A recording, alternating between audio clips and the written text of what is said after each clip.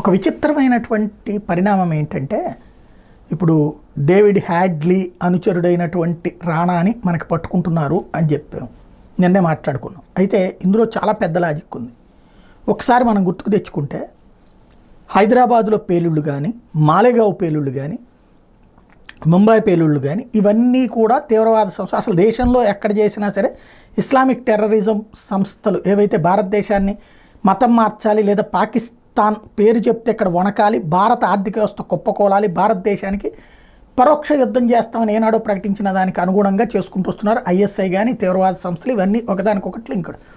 దాన్ని హిందూ తీవ్రవాదంగా అంటే ముస్లింల్ని సంతృప్తిపరచడం కోసం హిందువులే తీవ్రవాదులు అవతారం ఎత్తుతున్నారు, హిందువులే అరాచకాలు చేస్తున్నారని చెప్పడం కోసం ముంబై పేలుళ్ళ సందర్భంలో ఎవడైతే కసబ్గాడితో పాటుగా అందరికీ హిందూ పేర్లతో ఐడెంటిటీ కార్డులు ఇచ్చారు.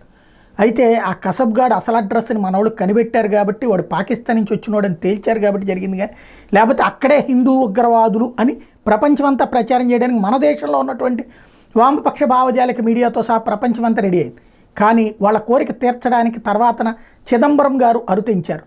ఏదైతే ఈ పేలులకు సంబంధించి ముందు తీవ్రవాదుల్ని పట్టుకున్న వాళ్ళని వదిలేసి మరి హిందూ తీవ్రవాదం అనే పదజాలం వాడి హిందూ సంస్థల ఆర్ఎస్ఎస్కి సంబంధించినటువంటి శిక్షణ పొందినటువంటి వాళ్ళు దీనికి పాల్పడుతున్నారని చెప్తూ ఆర్ఎస్ఎస్ మీద బ్యాన్ పెట్టి తద్వారా బీజేపీని దెబ్బకొట్టి రెండో పక్కన ముస్లింలు సంతృప్తీకరించి, అంటే ఆర్ఎస్ఎస్ వాళ్ళు కూడా అరెస్ట్ చేశారు తీవ్రవాదులు అన్నటువంటి పేరుతో, వాళ్ళు కూడా తీవ్రవాదులు అని చెప్పారు. హిందూ తీవ్రవాదం అంటే ఇస్లామిక్ టెర్రరిజం అంటారు కాబట్టి హిందూ టెర్రరిజం అనే పదం కూడా అనడం ద్వారా అనేటటువంటి ఒక తెలివితేటలతో మాలేగావ్లో పేలుళ్ళు జరిగినటువంటి సందర్భంలో ఒక బండి 2 వీలర్ని పేల్చారు. ఆ 2 వీలర్ కారణంగా జరిగింది.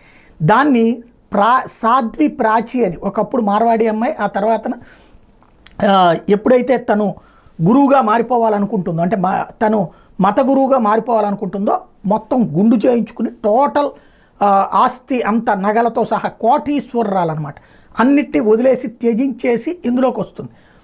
అట్లాగా వచ్చిన అమ్మాయి బండి కూడా ఇచ్చేస్తే అలా తీసుకుని అమ్మేస్తే ఎవడో కొనుక్కుంటే అయితే రాసుకునలేదు అక్కడ కాగితాలు. దాన్ని బేస్ చేసుకుని ఆ అమ్మాయి సాధ్వి ప్రాచి సన్యాసిని అనమాట.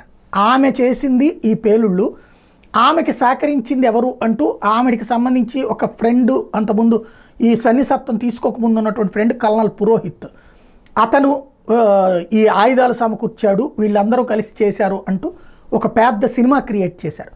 వాస్తవంగా ఆ టైంలో హ్యాడ్లీ ఈ రాణాగాడు దొరికినటువంటి కారణంగా అమెరికా వాళ్ళు సమాచారం ఇవ్వడం వల్ల ఆగింది. బట్ అప్పటికే హిందూ తీవ్రవాదం అనే పదాన్ని చిదంబరం హైలైట్ చేశాడు, కాంగ్రెస్ పార్టీ హైలైట్ చేసింది, దేశమంతా హైలైట్ చేసింది. తర్వాత సాధ్వి ప్రాచీకి నరేంద్ర మోడీ అధికారంలోకి వచ్చాడు కాబట్టి బెయిల్ వచ్చింది.